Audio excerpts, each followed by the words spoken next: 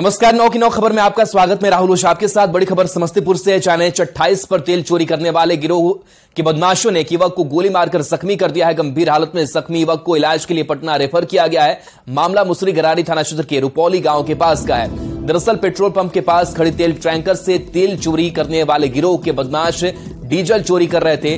तभी चाय दुकान पर सो रहे युवक ने उसे देख लिया और उसकी तरफ जैसे ही बढ़ा, अपराधियों ने गोली चला दी। जख्मी युवक की पहचान रुपौली बुजुर्ग वार्ड संख्या 4 के रामबली राय के बेटे संदेश कुमार के रूप में की गई है। फिलहाल पुलिस मामले की जांच कर रही है।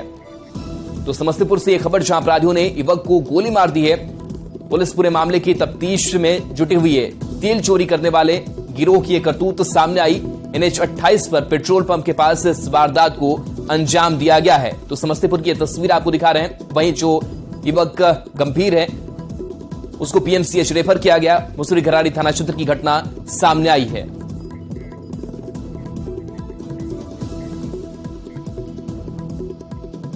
सिवान में शराब तस्करी के ऐसे तरीके का खुलासा हुआ जिससे देखकर आपके होश उड़ जाएंगे। उत्पाद विभाग की टीम ने 2 ऐसी ऑटो को जब्त किया जिसमें जगह जगह शराब छिपाकर रखी गई थी। तस्करी के लिए ऑटो में अलग अलग से तहखाना बनाया गया था। ऑटो के ऊपरी हिस्से सहित कई जगह शराब छिपाकर रखी गई थी। उत्पाद विभाग की कार्रवाई मैरवा और दरौली में हुई। दोनों ऑटो में 36 कार्टन विदेशी शराब जब्त की गई है। जब्त शराब की कीमत 4 लाख रुपए बताई जा रही है। वहीं 5 तस्कर को भी गिरफ्तार किया गया है। को जब्त की गई है। उसमें विशेष तहखाना बनाकर शराब की तस्करी की जा रही थी। विशेष अभियान के तहत इन दोनों टेम्पो को जब्त किया गया, जिसमें कुल 36 पेटी शराब जब्त हुई है और कुल 5 व्यक्तियों की गिरफ्तारी इसमें हुई है। शराब खेप कहाँ से लाई जा रही है?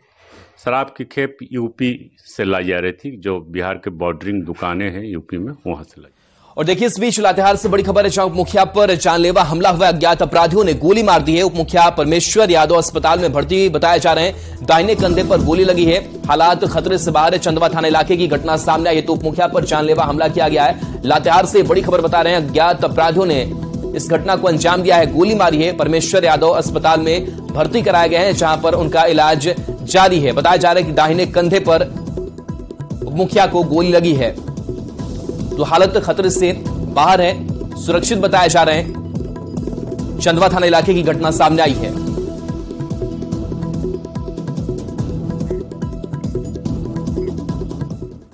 बड़ी खबर दानापुर से, जहां फुलवारीशरीफ पुलिस ने दूसरे धर्मों पर आपत्तिजनक टिप्पणी करने वाले एक यूट्यूबर को गिरफ्तार किया है। गिरफ्तार यूट्यूबर का नाम मेहताब हुसैन है, जो मूल रूप से पालीगंज का रहने वाला है। तो पुलिस ने यूट्यूबर की गिरफ्तारी की है। दानापुर से एक खबर, जहां आपत्तिजनक टिप्पणी को लेकर के गिरफ्तारी की गई है।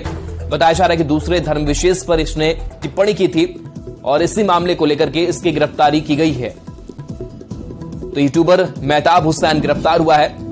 दानापुर से ये बड़ी खबर है।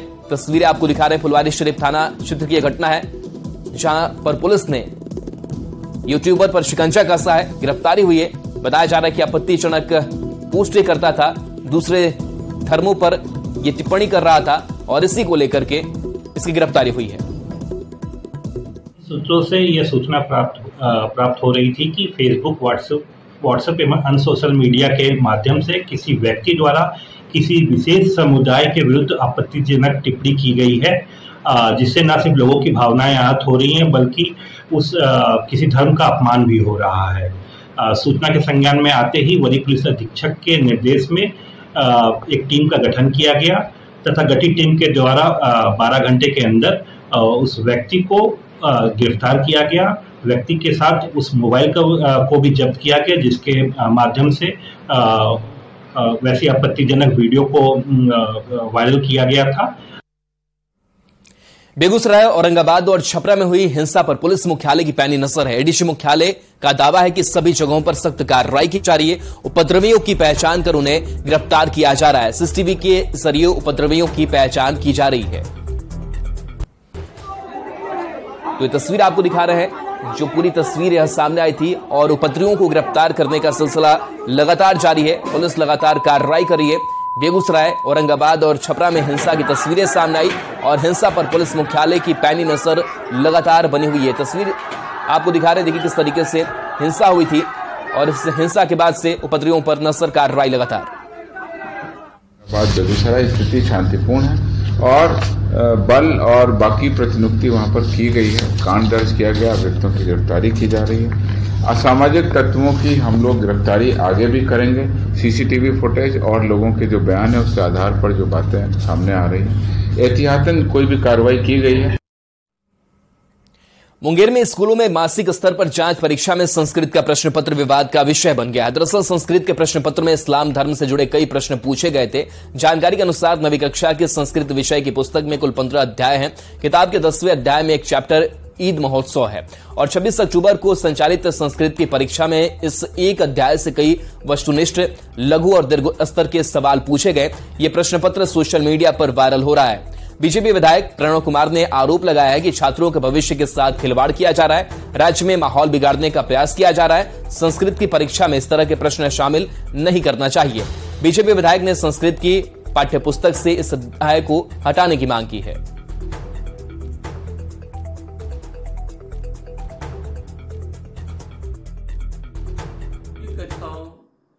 कि छात्रों को संस्कृत के परीक्षा में ये पूछना कि ज़कात क्या होता है, फिकरा क्या होता है, ईद कैसे मनाया जाता है, ईद में क्या पकवान होता है, ये संस्कृत के विद्यार्थियों को पूछना ये घोर अपराध है। मैं बिहार सरकार से पूछना चाहता हूं कि आपका मानसिक संतुलन खो गया है, बिगड़ गया है। आप इस तरह का प्रश्न पूछ के जो सांप्रदायिकता का नंगा नाच बिहार में खेलना चाहते हैं, बिहार को सांप्रदायिकता की आग में झोंकना चाहते हैं, इस्लामिक तुष्टीकरण जो करना चाहते हैं, बिहार के हिंदुओं को इस्लामीकरण करने का जो आपका षड्यंत्र है, उस षड्यंत्र को बंद करें। मुजफ्फरपुर में एक ही परिवार के 4 लोगों को गोली मारने के मामले का पुलिस ने खुलासा कर दिया है। पुलिस के अनुसार दशहरा मेला में विवाद की वजह से आरोपी ने अपने साथियों के साथ गोली चलाई थी। मुख्य आरोपी के पास से पुलिस ने एक देसी पिस्टल, 3 जिंदा कारतूस जब्त किए हैं। पीड़ित ने 5 लोगों को नामजद आरोपी बनाया है। फिलहाल बाकी आरोपियों की गिरफ्तारी के लिए पुलिस छापेमारी कर रही है।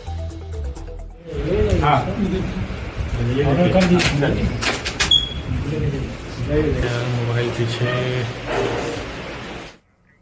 राजधानी पटना में पिछले कई दिनों से ट्रैफिक पुलिस ट्रैफिक नियमों के उल्लंघन को लेकर अभियान चला रही है, लेकिन इसके बावजूद दुर्गा पूजा के मौके पर सप्तमी से लेकर विजयादशमी तक 4 दिनों तक पटना पुलिस की तरफ से चलाए गए विशेष अभियान में 1 करोड़ रुपए से अधिक की राशि जुर्माने के तौर पर वसूली की गई है। इस बात की जानकारी पटना ट्रैफिक पुलिस की तरफ से दी गई है। ट्रैफिक एसपी पूरन झा की माने तो सबसे ज्यादा ट्रिपल लोडिंग पर फाइन किया गया है। इसके अलावा दूसरे ट्रैफिक नियमों के उल्लंघन पर भी जुर्माना वसूला गया। उल्लंघन करने वालों के विरुद्ध यह अभियान था। इस अभियान में हम लोगों ने 1102 गाड़ियों पर फाइन किया है। फाइन की कुल राशि 1,10,03,000 है। इसका मतलब क्या समझा जाए, पटना वासी जो हैं वो ट्रैफिक रूल का वायलेशन करने में ज्यादा पसंद करते हैं पैसे देने? जी नहीं, पटना में जो ट्रैफिक का कंप्लायंस है वो अच्छा है, काफी अच्छे से लोग ट्रैफिक नियमों का पालन कर रहे हैं। लेकिन 1 करोड़ फाइन दे देना ये लगता नहीं है आपको बहुत ज्यादा? यह अमाउंट भी 4 या 5 दिनों का है।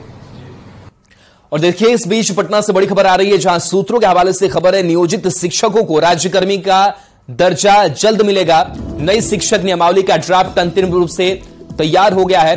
राज्य के 4.25 लाख नियोजित शिक्षकों को इसका लाभ मिलेगा। नियोजित शिक्षक और लाइब्रेरियन दोनों का दर्जा मिलेगा। कैबिनेट से पहले 2 नवंबर को ही घोषणा की उम्मीद जताई जा रही है। गांधी मैदान में नीतीश कुमार इसकी घोषणा कर सकते हैं। राज्यकर्मी की घोषणा की जा सकती है। 3 नवंबर को कैबिनेट में भी प्रस्ताव पर मुहर लगने की संभावना है। सक्षमता परीक्षा पास करने पर राज्यकर्मी बनेंगे। बिहार विद्यालय परीक्षा समिति को परीक्षा लेने की जिम्मेवारी दी गई। रजनीश हमारे साथ जुड़े हैं। रजनीश, बड़ी खुशखबरी, राज्यकर्मी का दर्जा मिलने को लेकर के क्या अपडेट है, क्या फिलहाल प्रोसेस चल रहा है? बिल्कुल, देखिए कई साल से इंतजार में थे बिहार के नियोजित टीचर और जो लाइब्रेरियन हैं कि उन्हें राज्यकर्मी का दर्जा कब मिलेगा। इसको लेकर दुर्गा पूजा से पहले सरकार ने जो नई शिक्षक नियमावली है उसका प्रारूप जारी कर दिया था 2023 का, और प्रारूप जारी होने के बाद पूरी तरह से संभावना बन गई थी कि अब राज्यकर्मी का इन्हें दर्जा दिया जाएगा, जिसके बाद सुझाव मांगे गए थे और सभी शिक्षकों ने सुझाव दिया है। उसके आधार पर शिक्षा विभाग ने बैठक की और बैठक के बाद तमाम जो प्रक्रियाएं हैं पूरी कर ली गई है और ड्राफ्ट भी तैयार कर लिया गया है। अब ये क्लियर हो गया है कि अब नियोजित शिक्षकों को राज्यकर्मी का दर्जा दिया जाएगा, यानी सीएम नीतीश कुमार 2 नवंबर को जब गांधी मैदान में नियुक्ति पत्र बांटेंगे उसी दौरान पूरी तरह से संभावना है कि सीएम घोषणा कर सकते हैं कि बिहार के जो 4.25 लाख नियोजित टीचर हैं उन्हें अब राज्यकर्मी का दर्जा दिया जा रहा है। उसके ठीक कल होकर बिहार में कैबिनेट की बैठक है और सीएम नीतीश कुमार कैबिनेट में ही मुहर लगा सकते हैं, ये भी खबर आ रही है, क्योंकि किसी भी वक्त शिक्षा विभाग से जो फाइल है, ड्राफ्ट की फाइल, वो कैबिनेट में जा सकती है, क्योंकि अब जो बाधाएं हैं, अड़चन है, खत्म हो गई है। अब रही परीक्षा की बात, जो परीक्षा को लेकर शिक्षक डर रहे थे, हम बता दें आपको कि ये साधारण परीक्षा है और विभाग ने साफ कह दिया है कि इसको लेकर इशारा दे दिया है बिहार विद्यालय परीक्षा समिति को कि आसान सा सवाल रहेगा, सिर्फ और सिर्फ क्षमता जो है साबित करनी है। यानी बीएसईबी को ये जिम्मा मिला है, बिहार विद्यालय परीक्षा समिति परीक्षा लेगा और 1 महीने के भीतर टारगेट रखा गया है कि जो पहली परीक्षा है वो ली जाए और उसके बाद रिजल्ट दे दिया जाए और राज्यकर्मी का दर्जा पूरी तरह से मिल जाए। तो कुल मिलाकर ये कहें कि 4.25 लाख नियोजित टीचर को दीपावली से पहले राज्य सरकार बड़ा तोहफा देने की तैयारी कर रही है और दुर्गा पूजा से पहले जैसे प्रारूप सामने आया था, इसी प्रकार से अब जो है दीपावली से पहले तोहफा मिलेगा। और जो बीपीएससी वाले जो शिक्षक हैं उनसे इनका स्केल कहीं से कम नहीं होगा, कोई सुविधा में जो है कहीं से कमी नहीं आएगी। और सरकार की कोशिश है कि जितनी भी सीटें जो नियोजित टीचर से बीपीएससी में भरी जा रही है, कुल मिलाकर जिन्हें परेशानी है वो नियोजित टीचर के रूप में भी काम कर सकते हैं। इसको लेकर तुरंत जो है घोषणा की तैयारी हो रही है, ये खबर आ रही है सूत्र से। जी चलिए, शुक्रिया रशदीप से जानकारी के लिए आपका।